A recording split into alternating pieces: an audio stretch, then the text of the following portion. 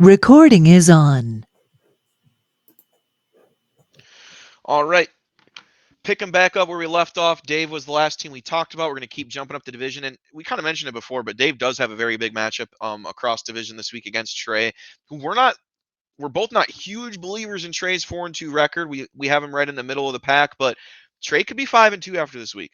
Or Dave can again be right in the thick of things at 3-4. So big game there as well. Let's move up to Chad's team though. Chad's team has been very hit or miss this year. I believe it is one of the lowest scoring teams in the league to this point, and he does go against Bryce this week, who we did mention is off to a pretty good start.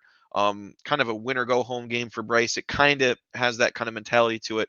But let's look at Chad's trades if he's even. Let's see. I know there's been a couple teams that have not made moves yet, but let's see. Yep, yeah, it was the one we talked about, right? The Kelsey to you for Robinson and Hilaire, which we've talked about at length already. So we will kind of move forward with that one. But looking at Chad's team now, you got Lamar Jackson, who's obviously back to being a fantasy stud. Robinson and ATN, he's rocking both running backs, which is tough. He'd rather do that than go with a Melvin Gordon, who really didn't get much playing time last week. Cam Akers is obviously not even relevant at this point right now. Jacoby Myers, Jamar Chase, superstar. TJ Hawkinson, very hit or miss as well. Mooney in that offense. And then Clyde Edwards Hilaire. Ah, give me your thoughts, Krim.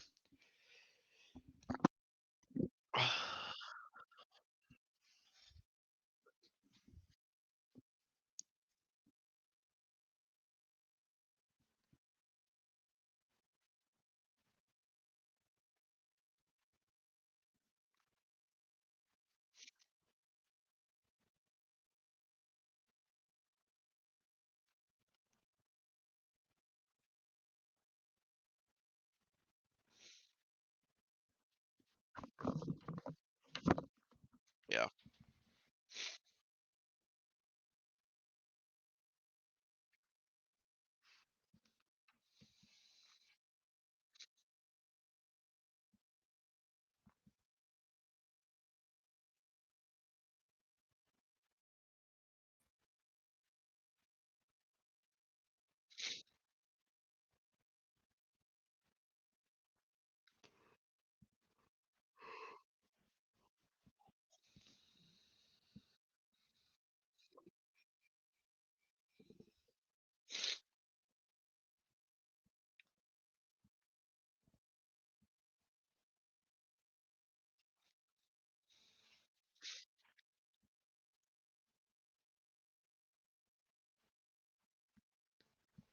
X factor here, I think, on this team really is Melvin Gordon. Melvin Gordon is set to start this week. He didn't really play a whole lot last week, whether that was injury or game plan, whatever it may be.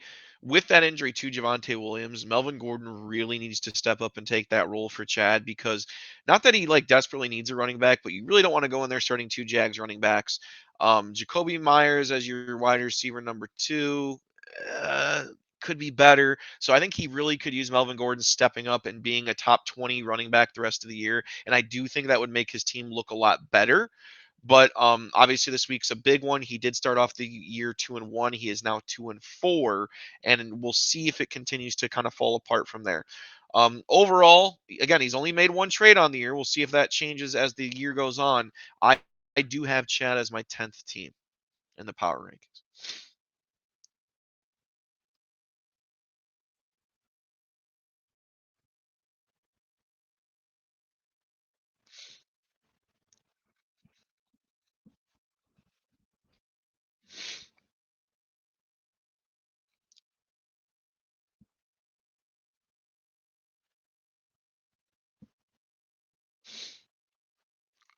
And he's really it's tough because he is the lowest scoring team in the league. Chad, I did just look at the numbers. He is the lowest scoring team, not by much, by about 6 points to Bryce, but and then Dave follows him shortly after that. But it's tankering though. I do think those are the three worst teams in the league. I mean, I'll sit there and say that Chad, Bryce, and Dave. I think they are the three worst teams in the league. I don't necessarily think it's close because I do have Peter at 9, and I don't hate Peter's team. I think it's balanced. So I really do think Chad, Bryce, Dave, boom, boom, boom, whatever order you want to put them in, they are the three worst teams in the league. But let's move up to the next team, the team that we blasted to start the year, all in a day's work. He started to make his way up the ladder a little bit, and that is Tyler's team. Now Tyler's obviously made a decent amount of trades as well in the league, and it is somehow, I mean, it's kept him afloat. He's done a good job at 3-3. Like I said, in this division, so he's definitely in the thick of it, with a 3-3 record. But looking back on his trades, the only big one he made, which again, the only one he did make, was the one again that we talked about, the big names: Taylor, Cup, Moore, Gallup, Sutton, Robinson were all the names involved in this one. I remember when the trade happened, you even said, "Man, I think he made a little bit of that trade because Robinson was involved." Could be true, but do you like the return Tyler got based on where his team is at?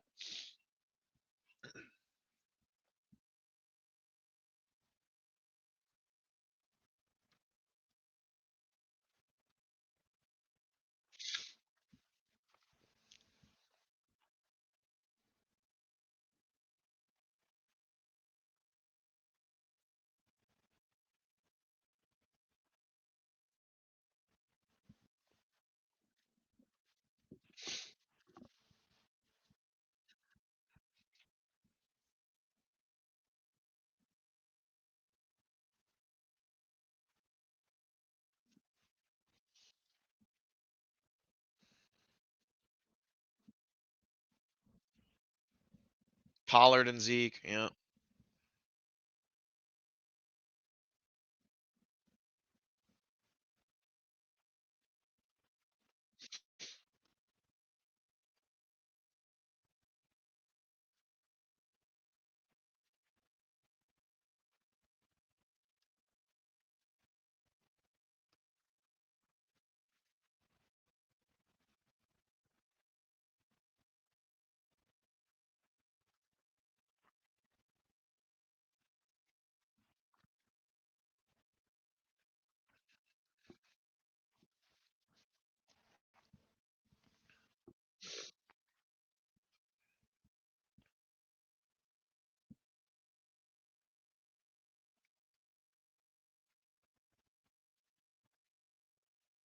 yeah.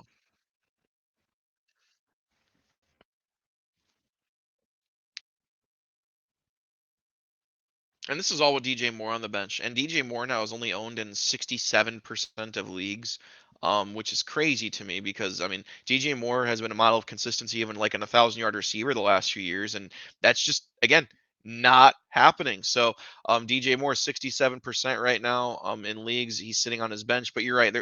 I'm going to echo the same things you said. There's a little too much overlap. Robinson, Samuel, Pollard, Zeke. I know it's worked so far. He is 3-3. Singletary, Allen. That's tough to do, but I do think that trade helps him kind of move things around a little bit, and we'll see what happens. Um,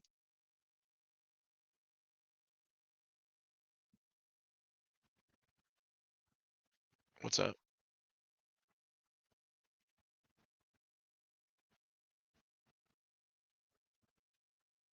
Dang. So he's officially in the glass department now, right? He's in the glass family.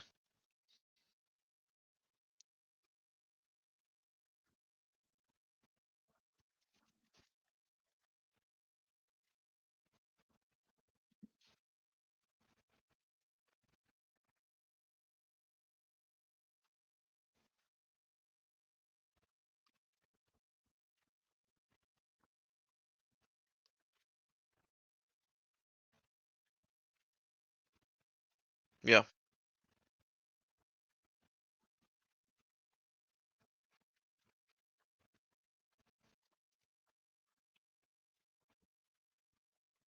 Yeah, definitely for sure. I mean, that's a starting running back, right? That changes the game up for sure. So that's huge for Tyler. They're kind of interesting that we were on his team as that kind of came into us. So that's good.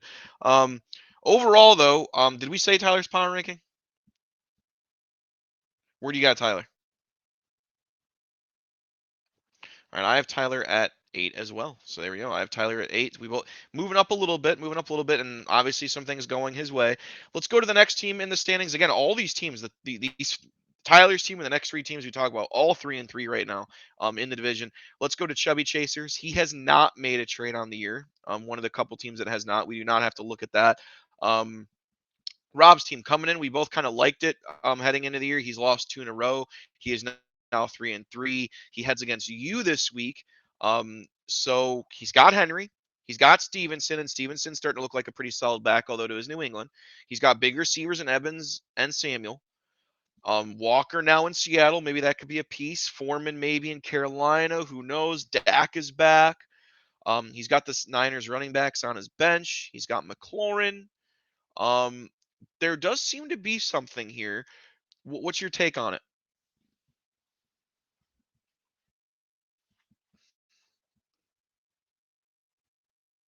And where's the screen so we can see it?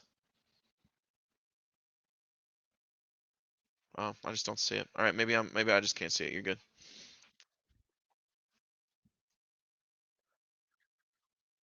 I do not. I just see my face three more times. Technical difficulties. Yeah.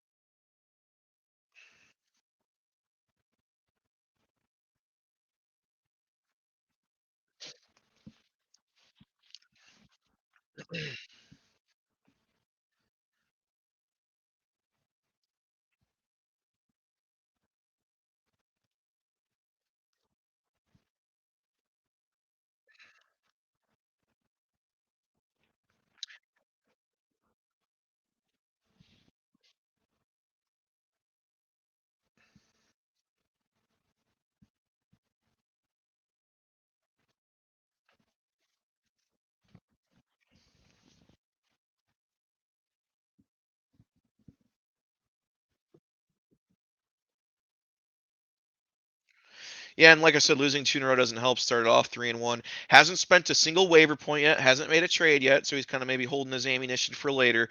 Um, but here's what I'll say. I think this team is still considerably better than Tyler's. And honestly, looking at the standings, as close as the standings are in this division, I think the top three teams in the division right now will be the top three teams in the division come playoff time. I don't think Chad's catching up. I don't think Dave's catching up. Tyler maybe iffy. We'll see. Everyone's still in it. I mean, anything can happen, but I really do think, as close as this division is, I do think the top three teams in the division are pretty obvious, and I do think Rob is one of those teams, and that's why overall I do have Rob sixth in my power rankings.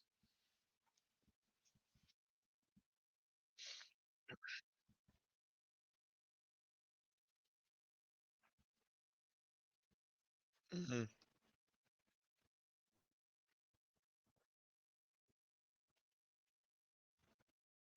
All right. So you got him. You even like him a little bit more than me. That's good. All right. Let's go to the next team, which is Gotham City Rogues. Big game between him and PS Week. 3-3 versus 3-3. Um, Jay's already had someone go, which was Zach Ertz, who got him 5 points. So not the greatest of starts there. But overall, looking at this team, let's go to the transactions. He did make a few trades, but I think based on this point, since we're down to our last two teams, we've kind of talked about them all. And my screen's taking forever to load. Let's see. Trades. Yes.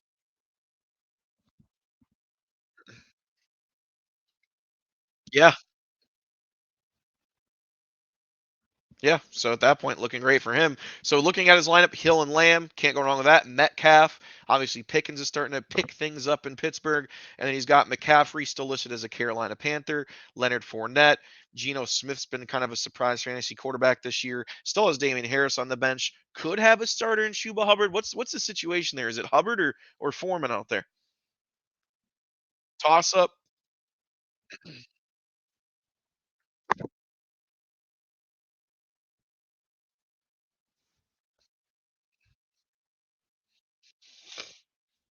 Yeah.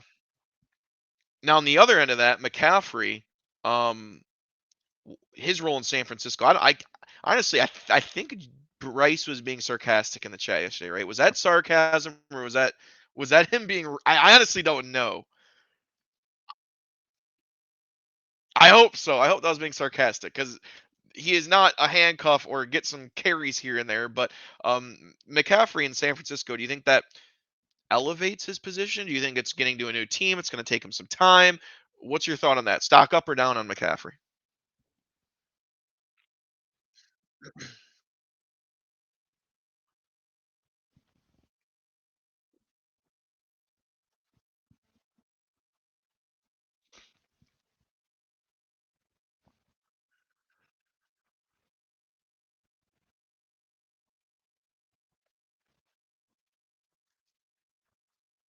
Yeah.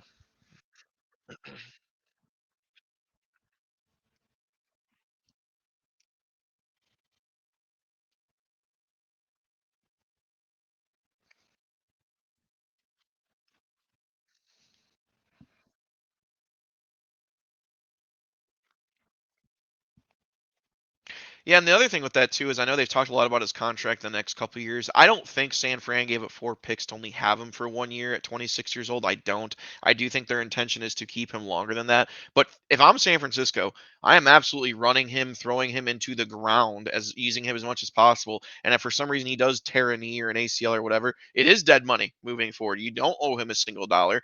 His base salary this year is less than $1 million. So I think San Francisco really picked up a nice piece there. I think the value rises, and obviously, I've loved Jay's team all year long. Fournette's a workhorse, McCaffrey, Hill and Lamb. He's obviously got two on his bench, but if he doesn't have that, like I said, the surprise of Geno Smith has been there. I like Jay's team a lot.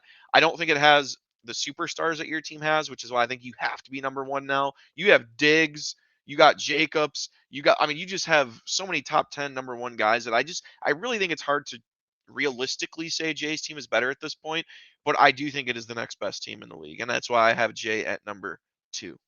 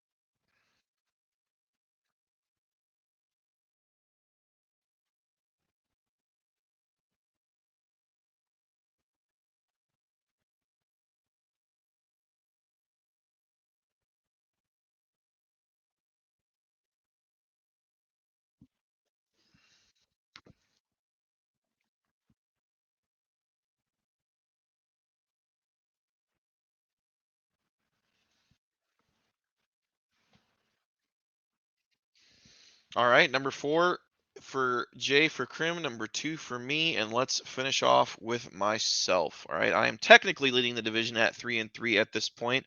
I believe I am the second highest scoring team in the league. We've already went through all the trades, so it's kind of silly to go back and look at through the trades again. So let's just look at my team as a whole, Krim. Tell me what you think. Now that we're another 3 weeks in, tell me what you think.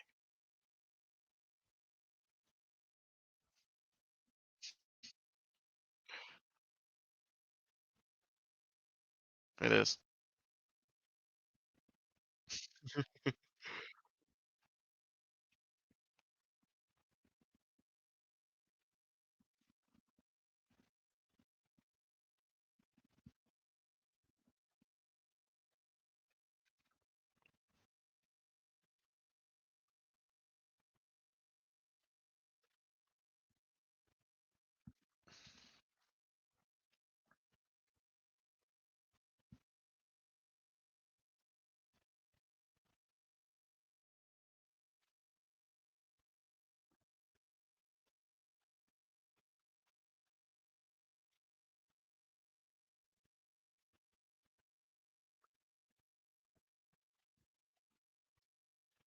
Right.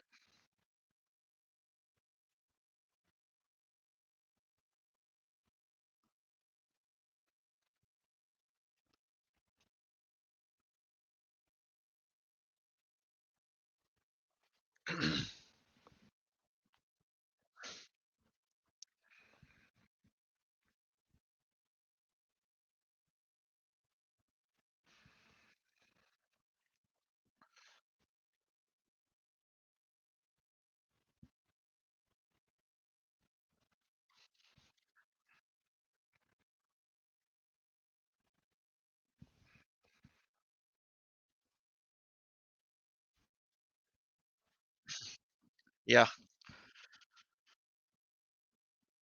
he's only played one game.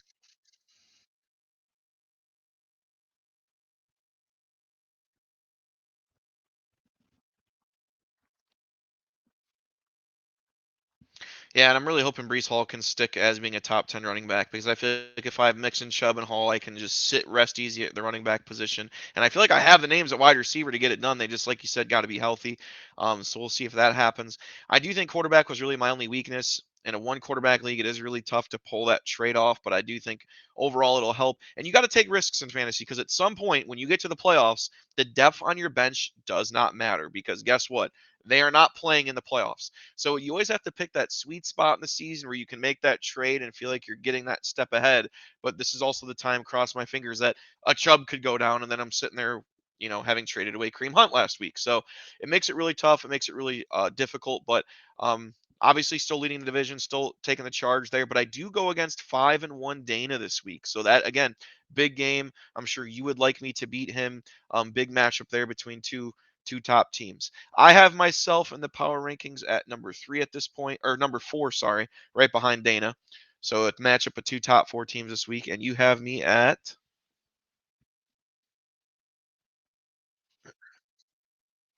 All right, there we go. I'll take it. So you got the two co-hosts, 1 and 2. Hey, there we go. Not too bad. So with that being said, that kind of leads us through all 12 teams in the division. I do again. I'm going to ask you this question again, Krim. With another 3 weeks when we do this show after week 9, we're going to get very much closer to the playoffs. We'll still have about 5 games left, pretty much all games again. Um, 3 weeks from now, we expecting some big moves coming.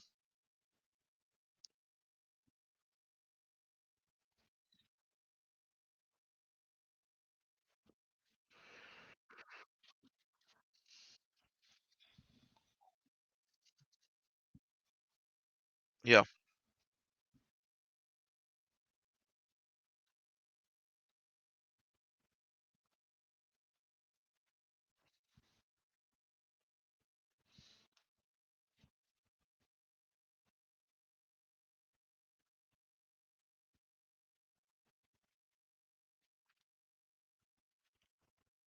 yeah,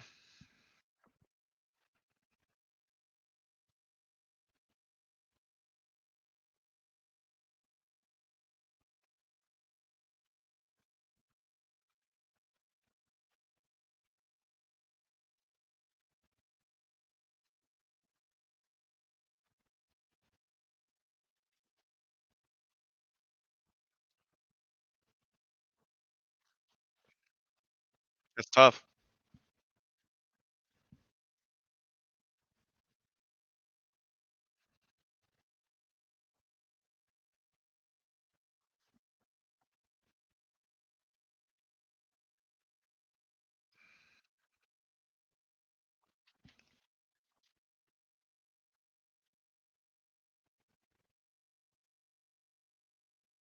Yeah, no doubt about it. And I do think the fact that 2 out of the 3 top people in Division One aren't even from the United States of America is kind of upsetting. And I think our league needs to step that up and not let two Canadian Canucks up there in the top 2 out of the 3 spots. So I'm a little disappointed in my we we play 4 downs here in America, But um yeah, so like you said, it's going to be an interesting next few weeks. We'll see what happens. Obviously, still out of division play. Division One wiped the floor last week, winning 5 out of the 6 matchups. So Division Two pretty much stayed put, which is why it's such a cluster there. But yeah, that kind of does it for our show. We want to thank you guys for tuning in. Hopefully, the audio is better this time. Hopefully, you guys can hear us loud and clear. But yeah, here comes your two division leading co-hosts signing off, and hopefully, we are still atop 3 weeks from now. See you later.